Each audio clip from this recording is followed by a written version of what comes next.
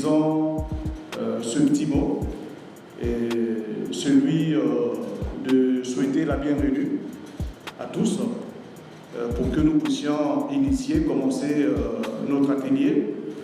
Et cet atelier qui va nous réunir ici pendant 7 jours. Et ceci dit, nous allons demander au secrétariat d'apprêter l'agenda de tout l'atelier. Donc, on va étaler tous les 7 jours. Et puis, on avait prévu pour que nous puissions dérouler étape par étape, il était question qu'il y ait la répartition des groupes de travail, au moins 4 groupes, parce que nous sommes censés réfléchir sur, primo, le manuel du COUSPE, appelé aussi plan COUSPE. On est censé passer en revue aussi le concept des opérations, le CONOPS. On est censé passer en revue les procédures opérationnelles normalisées ou standardisées sur la gestion de l'information, sur la gestion du personnel permanent et sur la gestion du personnel supplémentaire mobilisable.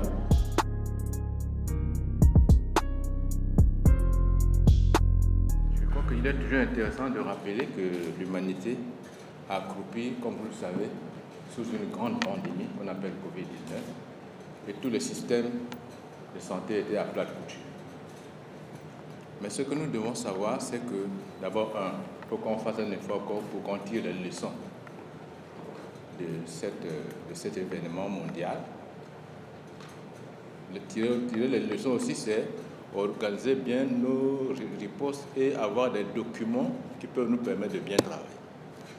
C'est ça aussi, tirer les leçons. Mais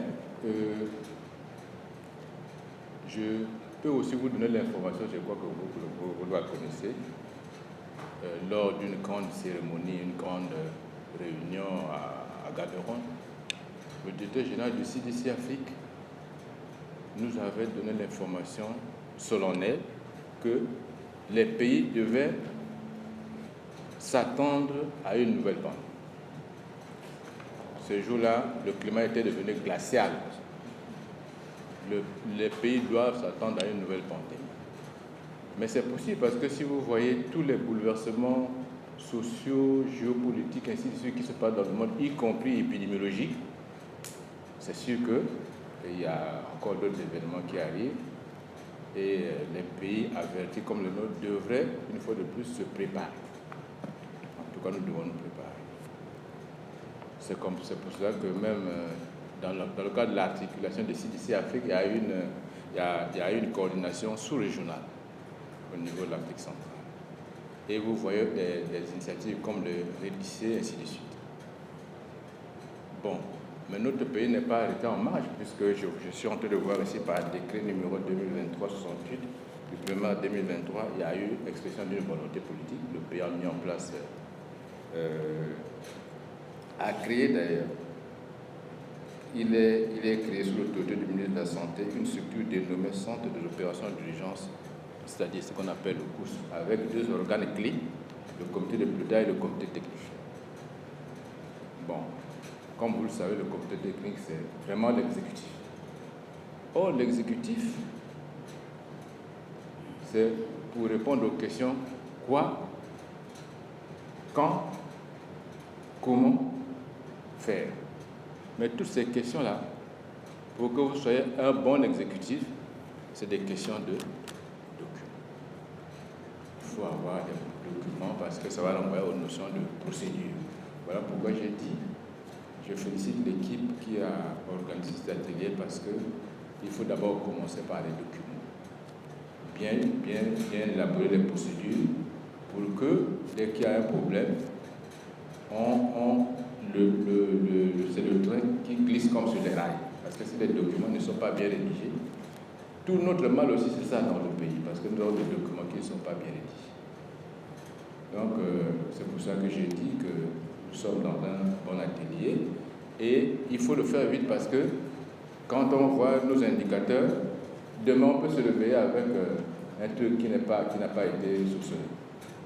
Déjà même là, à la lecture des statistiques épidémiologiques, on a beaucoup de choses qui sont là. Je crois qu'on n'a pas encore fini avec le monkeypox, et ainsi de suite.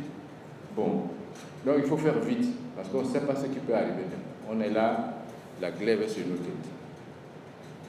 Voilà, donc nous sommes des cas d'un très haut niveau, le niveau central, nous devons comprendre ces choses-là et appréhender ça du bon bout et diligenter rapidement ces processus pour qu'on soit prêt. En tout cas, je tenais à partager ça avec vous et donc j'espère que les processus vont se dérouler et comme ça, en fin de semaine, on aura validé ces documents-là pour permettre au COUSP de travailler. C'est en cela que c'est par là que je vais mettre fin à mon propos et je déclare donc ouvert les travaux de cet atelier. Je vous remercie. Parce que j'ai vu pratiquement c'est léger, parce que c'est lui qui est le chef, logiquement, qui est le tout premier élément, qui génère les démocrates américains. Et quand il sera question qu'on puisse, parce qu'il y aura des questions après, qu'on puisse regarder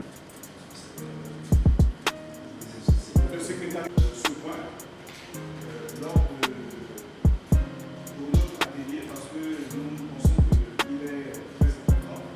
Il est intitulé point sur la mise en œuvre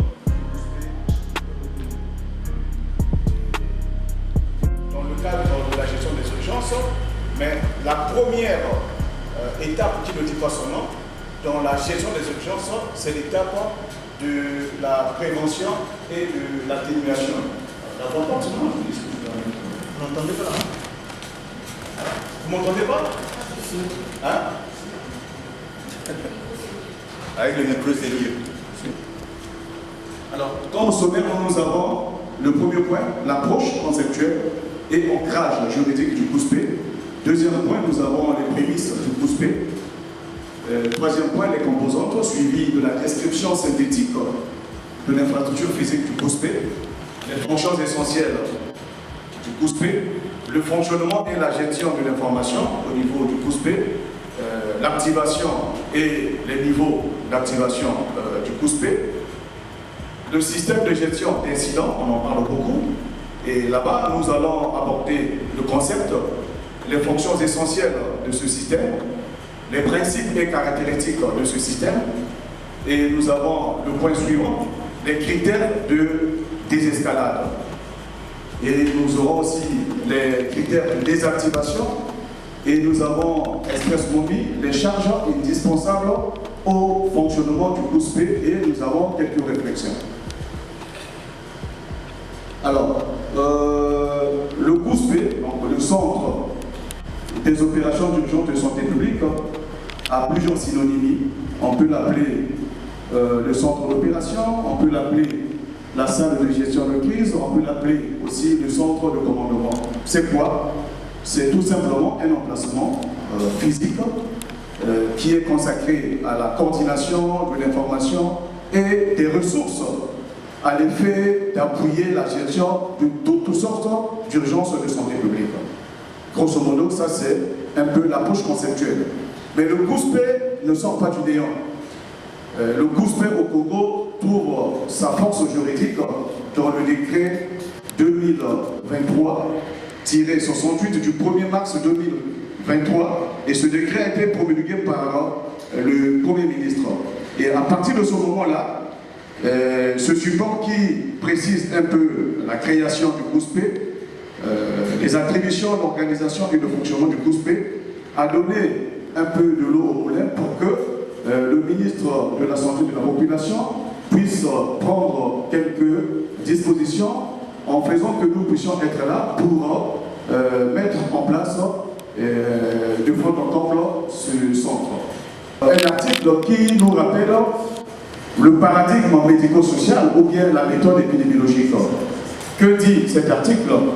L'accession au niveau le plus élevé de la santé. Donc, il prend une partie, le premier article de la Constitution de l'OMS, pour dire que c'est un objectif social extrêmement important qui intéresse le monde entier et suppose la participation de nombreux secteurs socio-économiques et autres que celui de la santé.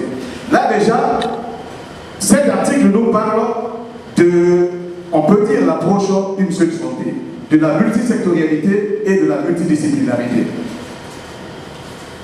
Nous avons encore une autre prémisse, c'est l'article 2 sur l'objet et la portée du règlement sanitaire international 2005 qui est rentré en vigueur le 23 mai 2005. Que dit cet article?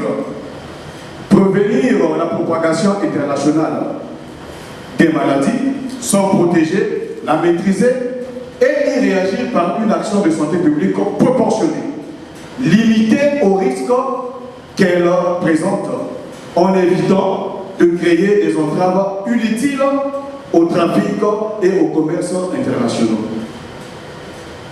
Un autre repère, c'est l'année 2015. Les émissaires de l'OMS-Afro ont sillonné l'Afrique. Ils ont commencé à frapper à la porte de notre pays en 2012. C'est en 2015 qu'il y a eu le lancement officiel du réseau régional des COUSP, ici à Brazzaville. Et ça a permis aussi aux COUSP d'avoir déjà une sorte de force dans cette démarche. Et nous avons un repère qui a donné encore plus de force aux COUSP, c'est la déclaration ou bien l'appel à l'action de Lusaka. En 2022, plusieurs chefs d'État des États membres de l'Union africaine et chefs de gouvernement se sont retrouvés, tirant un peu des leçons par rapport à ce qui s'est passé pendant la gestion de la COVID-19. Alors, ils ont émis le désidérata de faire la priorisation des COUSP au niveau de l'Afrique et de faire feu de tout bois pour mettre partout en Afrique les COUSP de façon accélérée, et on a donné comme cible 2026. Donc d'ici 2026, on devrait vraiment mettre en place, en œuvre de façon accélérée les COUSP et les rendre opérationnels. Alors, mais le COUSP, quand il est mis en place, mais pour trouver vraiment force dans son articulation, il y a des composantes. Et nous avons l'infrastructure physique. Aujourd'hui, le COUSP, même si de façon provisoire, peut parler d'un siège, mais ce n'est pas vraiment comme tel un siège, parce que nous sommes en cohabitation avec le CNRS. Ce n'est pas vraiment une infrastructure physique normée comme il se devait. Nous avons les plans et procédures qui devraient exister, aussi les politiques au niveau du COUSP. Nous avons l'infrastructure des technologies de l'information et de la communication qui devrait exister comme troisième composante. Quatrième composante, le système d'information et de gestion des normes de données. Et enfin, les ressources humaines qui devraient être qualitativement formées et quantitativement disponibles. Le COUSP, normalement, devrait avoir une sorte de configuration qui est respectée partout et en fonction du contexte et des moyens qui sont les nôtres. Donc là, nous avons, il faut qu'il y ait en bonne et due forme un bureau pour le coordonnateur, les bureaux des chefs de section et aussi des responsables des départements qui représentent les fonctions essentielles et les fonctions élargies, un secrétariat, une salle de travail avec un centre d'appel, une salle de réunion pouvant avoir une capacité d'accueil d'au moins 40 personnes, un complexe de laboratoire mobile, c'est prévu, mais des zones d'entreposage comme des magasins où on peut stocker tout le matériel dont on a besoin, la salle de repos et les sanitaires pour hommes et femmes. On devrait avoir aussi une cuisine avec une aire de restauration, des sorties de secours, les postes de rassemblement externe, les parkings pour stationnement, les bureaux, comme nous disions, pour les responsables des départements et aussi la salle multimédia. Ici, vous allez constater que dans cette description, nous avons tenu compte des particularités qui sont les nôtres. Il y a des compartiments. Quand il y a eu la conception, la promulgation du décret, ces compartiments n'existaient pas. Exemple, la salle multimédia. Alors, étant donné que nous avons eu, grâce à la courtoisie et à la diligence de l'UMESAPRO, cet outil numérique, alors il faut vraiment tenir compte aussi de son existence. Pour que le COUSPE fonctionne normalement, il y a des fonctions essentielles. Alors, nous sommes rentrés, on a pris ancrage dans le décret. Évidemment, il faut qu'il y ait une direction qui est censée incarner toutes les orientations politiques. Alors, dans le document, évidemment, qui a été concocté, à la place de la direction, nous parlons, on nous propose la coordination nationale.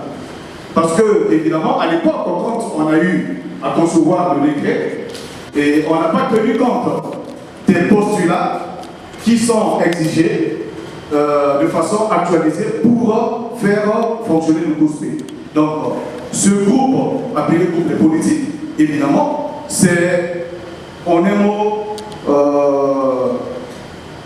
le rassemblement des experts qui sont censés être tout autour du ministre de la santé de la population. Et là-bas, on peut retrouver plusieurs figures émanant des autres secteurs, même du secteur de la santé. Alors, ce groupe de politiques suit la coordination technique du COUSPE. Et la coordination technique, évidemment, a tout autour d'elle les fonctions élargies qui sont là. Nous avons la communication publique interne, c'est un département. Le département de la liaison avec les partenaires, l'antenne départementale et la salle de multimédia. La seule structure qui n'est pas prise en compte, ou bien, parce qu'à cette époque, elle n'existait pas, c'est la salle de multimédia. Et nous avons les fonctions essentielles qui sont là, les opérations, la planification, la section logistique et la section administration et finances. Et vous allez regarder dans notre décret, on n'a pas parlé, évoqué la section planification. Parce que quand on a conçu, on a parlé d'une entité qui devrait être là pour gérer les données. Or, dans la nomenclature actualisée pour le fonctionnement du COUSPE, il n'y a pas de façon échelée une entité pour seulement la gestion des données. Mais tout cela, ça se passe dans la section planification. Parce que dans la section planification, il y a sous-sections, 5 sous-sections. Et parmi les sous-sections, nous avons une section qui ne fait que la documentation et gère toutes les données. Il y a aussi une autre sous-section qui ne fait que l'analyse de la situation. Il y a une sous-section qui ne fait que la démobilisation. Il y a une sous-section qui ne fait que tout ce qui est archivage et des ressources. Donc ça n'a pas été tenu en ligne de compte dans cette pièce maîtresse.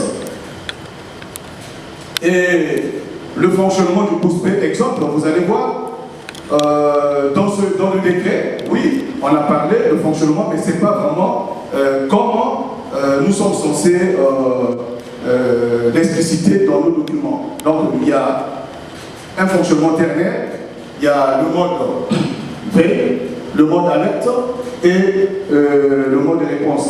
Si on n'a pas compris ça, on va se rendre compte que non souvent, il y a même des individus bien intentionnés qui parlent de la préparation et du relèvement comme étant un mode. Sinon il y a 3 modes, mode V, mode alerte et mode réponse. Mode V, c'est en temps de paix. C'est là où nous nous retrouvons pour déjà identifier les ressources, pour déjà les planifier, pour déjà faire des simulations, pour affecter, bref, les plans, les politiques et procédures, et aussi pour émettre déjà des rapports de routine. Et les CIMEX vont nous permettre, évidemment, de bien driller le personnel. Au niveau du mode alerte, évidemment, quand l'information est arrivée, l'information est déjà traitée et qu'on a fait la dichotomisation de l'information, on a sorti dans les éléments essentiels de l'information critique requise. À ce moment-là, on peut se dire oui, il y a déjà une alerte, mais l'alerte doit suivre son parcours. Est-ce que c'est un avertissement? Est-ce que c'est vraiment une alerte? Est-ce qu'on peut déjà parler de l'activation? À ce moment-là, on peut déjà commencer à concocter l'élaboration du plan d'action en cas d'incident. Et nous avons le mode de réponse. Dans le mode de réponse, on avait déjà envoyé les équipes d'intervention rapide sur le terrain pour faire évidemment une évaluation rapide de la situation sur le terrain. On augmente l'effectif du personnel, on fait déjà recours au personnel supplémentaire mobilisable tel que les équipes Serge et on commence à produire le site web et on met déjà en œuvre, on exécute les grandes lignes stratégiques du plan d'action en cas d'incident.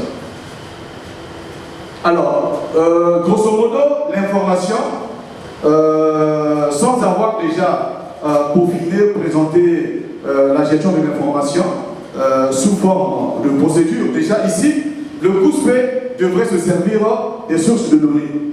Les sources de données sont multiformes, sont multiples. On peut les avoir dans le secteur de la santé comme dans le secteur hors santé. Et une fois que les données arrivent à ce niveau, alors nous faisons ici tout simplement la surveillance de ces données-là. Donc nous appliquons l'observation, le suivi, la collecte, la copie, l'analyse et l'interprétation de ces données-là. Et les données, une fois interprétées, ici nous allons nous poser la question, est-ce que nous sommes devant des éléments essentiels de l'information ou nous sommes devant une information critique requise? Alors après, si c'est une information critique requise, nous faisons la notification et on peut arriver à faire l'activation du COUSPE et on met en branle le système de gestion d'incidents. Alors ici, de par la particularité que nous avons un centre d'appel qui n'existe peut-être pas ailleurs. Alors, il y a le numéro 3434, le numéro vert, au travers duquel la population peut accéder au COUSPE en fournissant des informations qui doivent être importantes. Mais les informations, quand elles arrivent, il faut que nous puissions faire l'enregistrement de l'appel pour déjà avoir de façon claire les données, les variables qui nous permettront de nous orienter vers la source d'appel, la source émettrice. Et une fois que nous avons enregistré, il y a la vérification, parce qu'il y a des gens qui peuvent appeler pour des plaisanteries. Et nous faisons après le tri de l'appel. Le tri de l'appel, c'est pour, évidemment, dichotomiser. Est-ce des éléments essentiels de l'information, qui sont des informations aussi à tenir en ligne de compte, mais qui ne demandent pas instantanément la mise en route de certaines mesures d'urgence. Et on peut avoir une information critique requise. À ce moment-là, nous sommes censés prendre une démarche qui va peut-être pousser à ce qu'on puisse activer le COUSPE. Donc là, ça passera par le chef de la section opération et ça arrive au niveau du directeur. Une fois que nous avons analysé, tout cela, ce sont des filtres qui sont placés pour bien regarder, et bien scruter, bien analyser l'information. Et une fois qu'on est sûr que non, c'est une information qui est requise, le président du groupe des politiques est saisi. Alors, on parle de l'activation du COUSPE.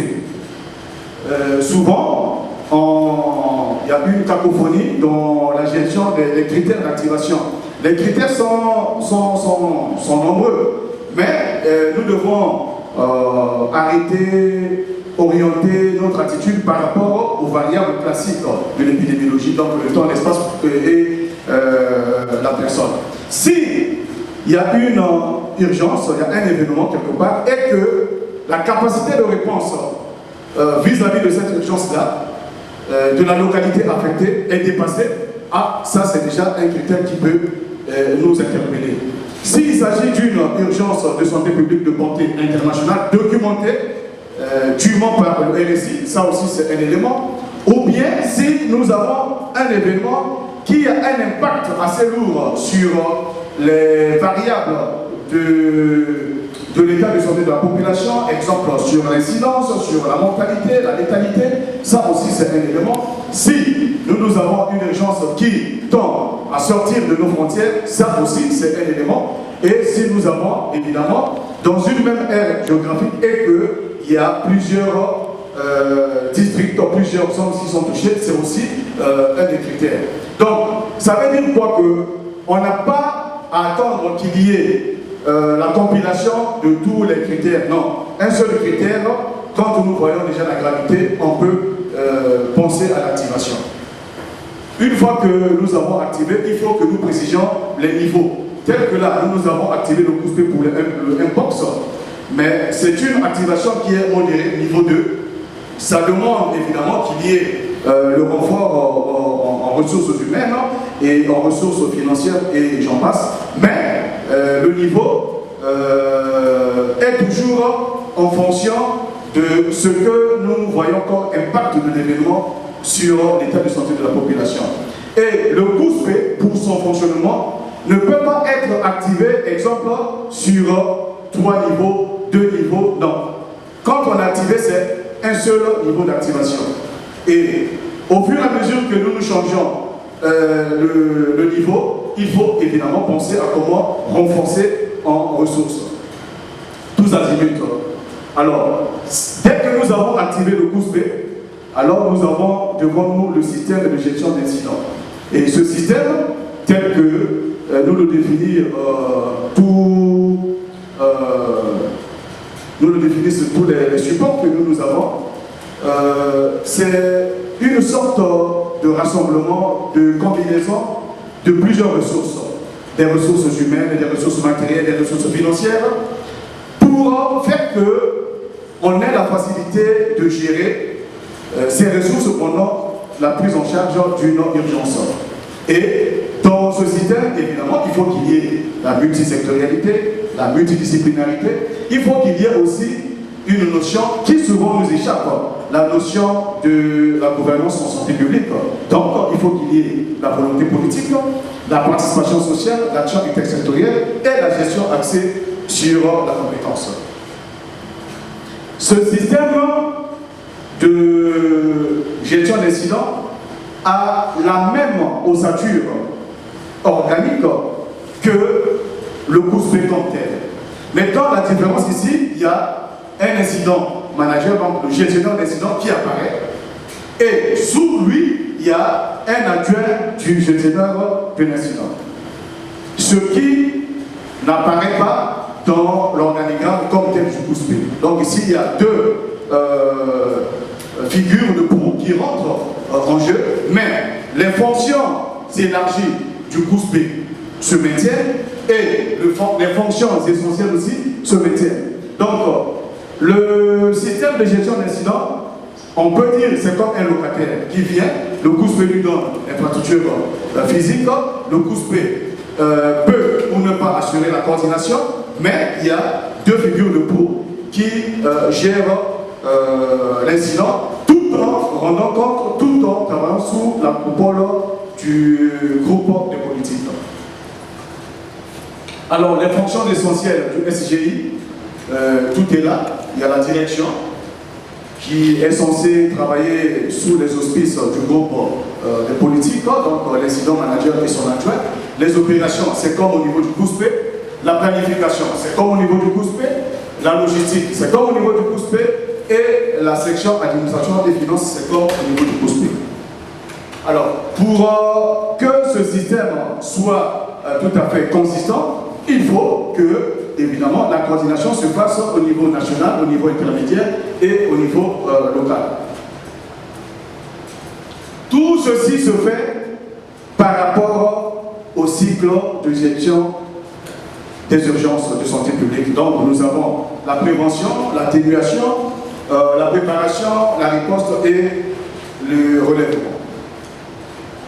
Et le cycle est là, mais pour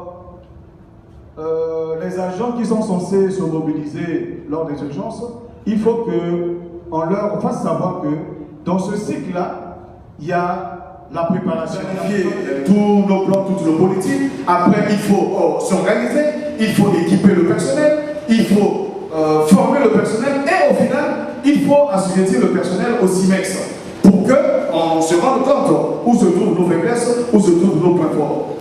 Et nous avons la riposte, c'est comme dans toute sorte de riposte. Et nous avons la phase de relèvement, c'est là où nous sommes censés faire la revue inter-action et la revue après-action.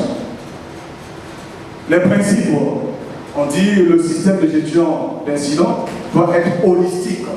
Donc, par rapport au paradigme médico-social, il faut prendre en compte tous les risques, tous les dangers, et ça doit être progressif, donc anticipatif, proactif. Il faut qu'il y ait évidemment le principe que cette gestion soit axée sur les risques. C'est très important. On ne peut pas aller gérer les urgences sans qu'il y ait vraiment la cartographie des risques. Même quand on a fait la cartographie des risques, pendant que nous sommes en train de poursuivre l'ennemi, il faut faire la stratification géographique du comportement de cet événement. Ça doit être intégré, donc il faut prendre tous les niveaux, niveau stratégique, opérationnel et tactique. Ça doit être bien coordonné et concerté, être flexible, c'est-à-dire modulaire. C'est là où on parle du contexte. On doit toujours voir en face, avoir dans notre imaginaire le contexte. Et aussi, ça doit être professionnel. Donc, tout ce que nous sommes censés réaliser, ça doit être évidemment assis sur l'approche scientifique et pragmatique. Mais il y a aussi les caractéristiques. On parle de la gestion par objectif. Évidemment, tout ce qui se fait doit être objectivé. Quand c'est objectivé, on peut leur donner des chiffres, on peut donner des cibles, et de là on sort les indicateurs pour que, au final, nous puissions évaluer ce qui a été fait. Et on parle aussi de l'étendue du contrôle. Alors, cette terminologie, souvent, est mal comprise. Qu'est-ce que ça veut dire? Que pour chaque département du COUSPE, pour chaque section du COUSPE, il ne faut pas qu'il y ait, sous le contrôle d'un chef, plus de 7 agents. Quand vous mettez plus de 7 agents, alors, évidemment, il peut y avoir les risques de manque de contrôle. Et il n'y aura pas assez d'efficience, il n'y aura pas assez d'effectivité. Mais ceux qui n'ont pas compris ce principe, souvent, nous entendons les gens se dire non, au COUSPE, on n'a que besoin de 7 agents. Non, c'est par département, c'est par section. Il y a aussi l'orientation modulaire, donc ça demande de la flexibilité, l'adaptabilité de tout un système, la normalisation et la pratique de la terminologie commune. Donc les choses doivent être standardisées. La responsabilisation. Il y a une sorte d'impératif qui est au niveau du COUSPE.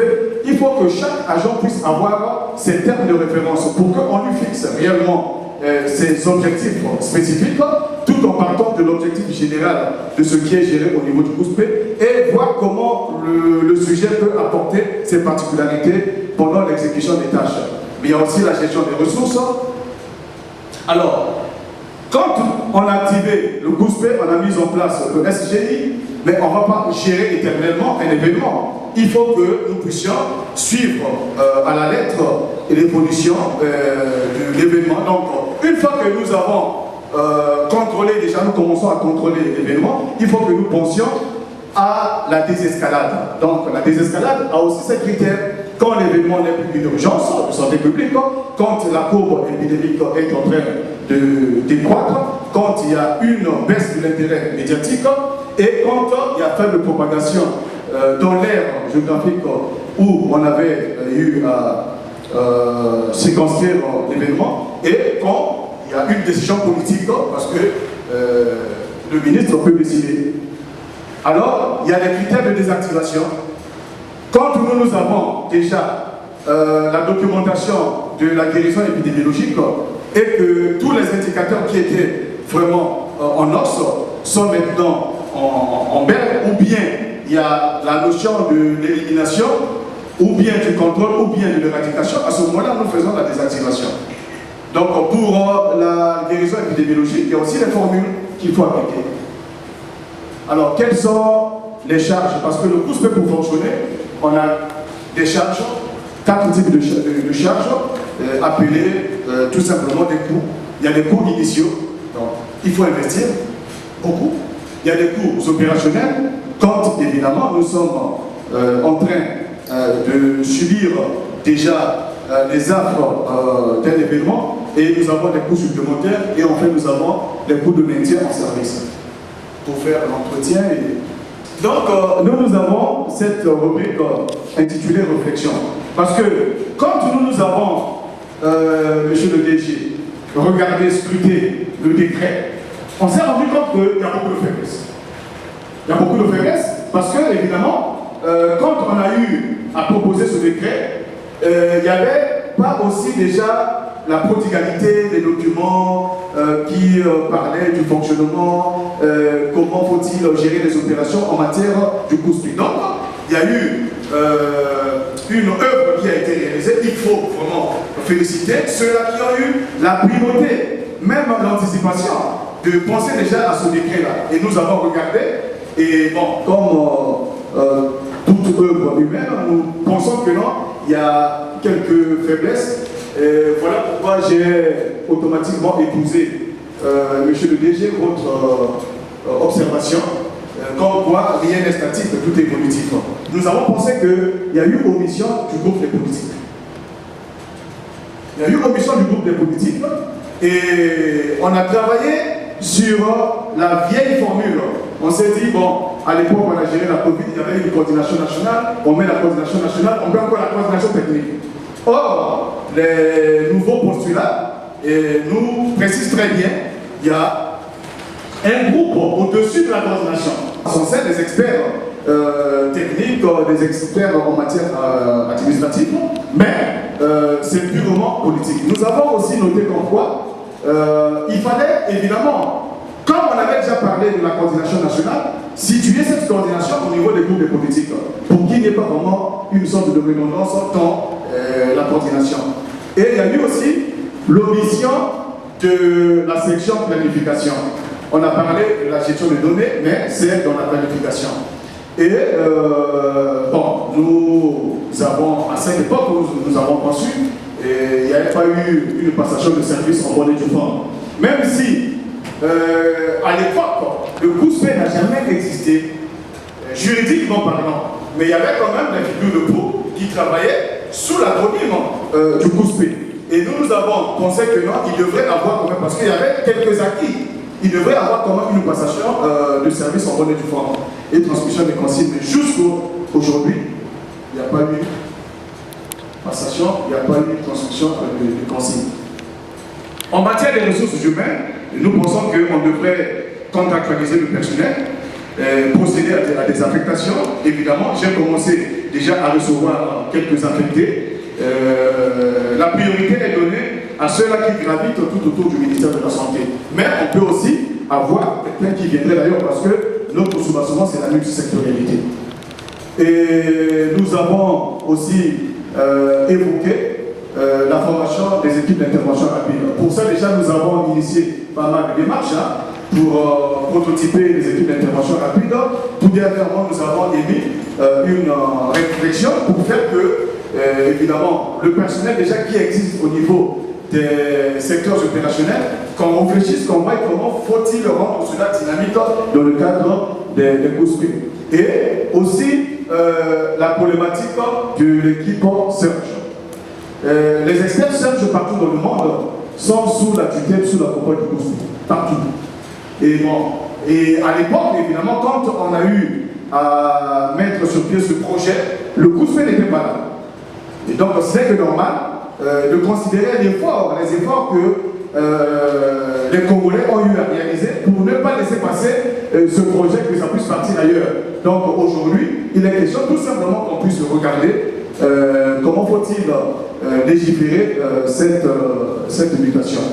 Bon, en matière des ressources financières, évidemment, le personnel si seulement le personnel est contractualisé, donc ça veut dire qu'il y aura quand même une prise en charge sur le plan financier et l'allocation d'un fonds d'urgence ou de riposte. C'est très important. Et en matière d'infrastructure physique, nous pensons que le COUSPE devrait disposer, évidemment, d'un local affecté, normé, en bonne et due forme, par rapport à tout ce qui existe de par le monde ailleurs. Et dans l'existence du COUSPE, normalement, il est prévu qu'il y ait un COUSPE virtuel. C'est-à-dire, en cas de force majeure, on peut se déporter dans ce COUSPE-là et continuer à travailler. Et nous pensons que, évidemment, on devrait accélérer l'implantation des antennes départemental du Gospé. Là déjà, nous avons des réflexions et que nous avons émises. Alors, nous terminons notre propos par cette maxime qui est la pensée du pasteur. Qu'est-ce qu'il dit? Le microbe n'est rien, le terrain est tout. Et nous annexons, nous ajoutons à cette maxime tout simplement une équation qui montre que les urgences aussi, évidemment, c'est une équation. Quand nous avons des vulnérabilités, quand nous avons les menaces, si les menaces et les vulnérabilités sont directement proportionnelles, sont vraiment assez majorées, on aura la malchance d'avoir évidemment la survenue des urgences. Mais si nous avons une préparation assidue et nous respectons le cycle de gestion des urgences, plus on est préparé, moins on aura évidemment la probabilité de la survenue d'une urgence de santé publique. Ceci dit, nous disons merci, merci pour votre attention. J'ai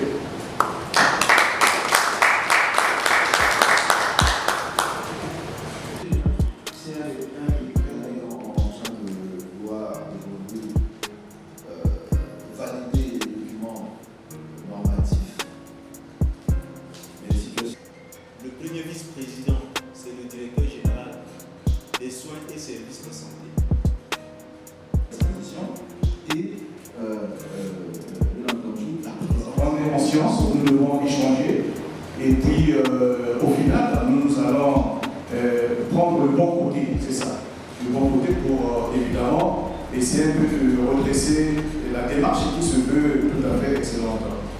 Le DG a insisté un peu sur les particularités du Gospé. Oui, nous pouvons parler du Gospé. Le Gospé, sa standardisation, elle est, on peut dire, mondiale, elle est internationale. Mais même quand on fait la standardisation, on évoque la question du contexte. Donc nous devons contextualiser.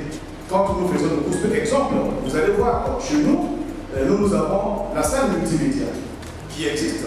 Parce que c'est un outil numérique qui va nous permettre de faire des informations numériques et aussi non numériques.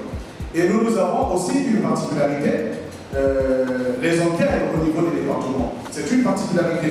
Vous allez voir dans les documents qui existent ailleurs, il n'y a pas exemple du centre d'appel. Et le secrétariat n'est pas isolé comme ça, mais ce sont des particularités, évidemment, que nous trouvons chez nous. Et nous sommes censés travailler dans ce cadre-là. Et évidemment, quand vous parlez de la rapidité qui devrait être le principe déjà palpable dans toutes les prestations de Gospé, non, vous avez raison, mais dans la formation du personnel, il est prévu évidemment de donner au personnel tous les fondamentaux du fonctionnement du Gospé et donner au personnel évidemment les automatismes pour que évidemment la diligence, la rapidité lors des opérations puisse vraiment être nos alliés qui vont nous permettre d'aller tordre le cou à l'ennemi. Et vous avez évoqué évidemment la question budgétaire. Ça c'est le nerf de la guerre. Et nous avons parlé évidemment dans les coûts. Nous avons éclaté ces différents coûts, les coûts initiaux, opérationnels, supplémentaires et j'en passe. Tout simplement pour dire évidemment, dans l'armée, nous maîtrisons ce principe-là, une mission et non de moyens. Mais je crois que le docteur est ici présent, souvent, même quand nous nous retrouvons, quand il y a une urgence, il y a une situation qu'il faut y affronter, mais dès que... Oui, mettez déjà en jaune, dès le mot suivi de notification.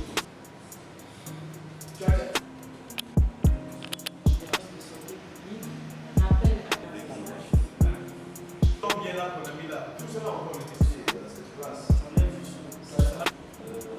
Donc, des plans et procédures.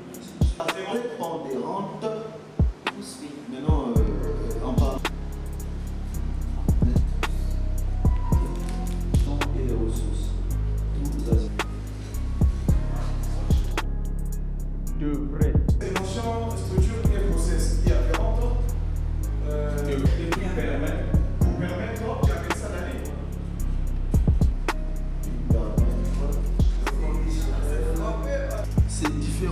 conditionnel. Parce que le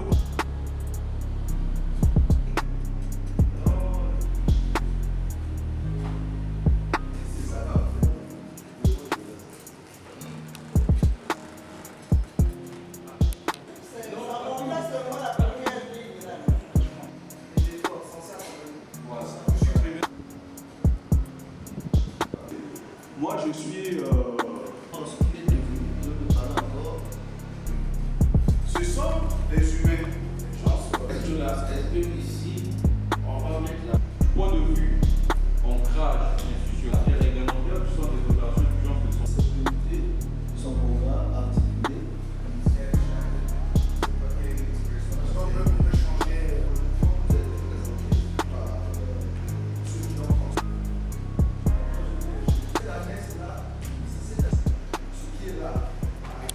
Là où nous sommes arrivés, pour aussi donner un peu du temps à ce que le secrétariat fasse son office, préparer le rapport de demain et puis mettre un peu de la forme à tout ce que nous avons apporté comme correction, comme idée, comme contribution. Et nous allons souhaiter que demain, vraiment, que nous puissions être ponctuels. C'est un atelier résidentiel, on est là, si vraiment on peut être ponctuel. Et il faut que le secrétariat prenne aussi attache avec la logistique de l'hôtel, parce que nous on peut être ponctuel souvent. J'ai vu aujourd'hui, le petit déjeuner n'était pas vraiment prêt. Donc on va essayer d'échanger avec eux pour que demain, nous puissions commencer un peu plus à temps. Là aujourd'hui, il y a d'autres personnes qui étaient attendues, invitées. Là déjà, je crois que tout le monde est en train d'arriver. Et demain, l'effectif va assurément être plus que celui d'aujourd'hui.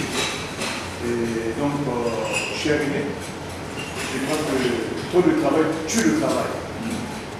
Et trop de réflexion tue la réflexion. Donc, Bien.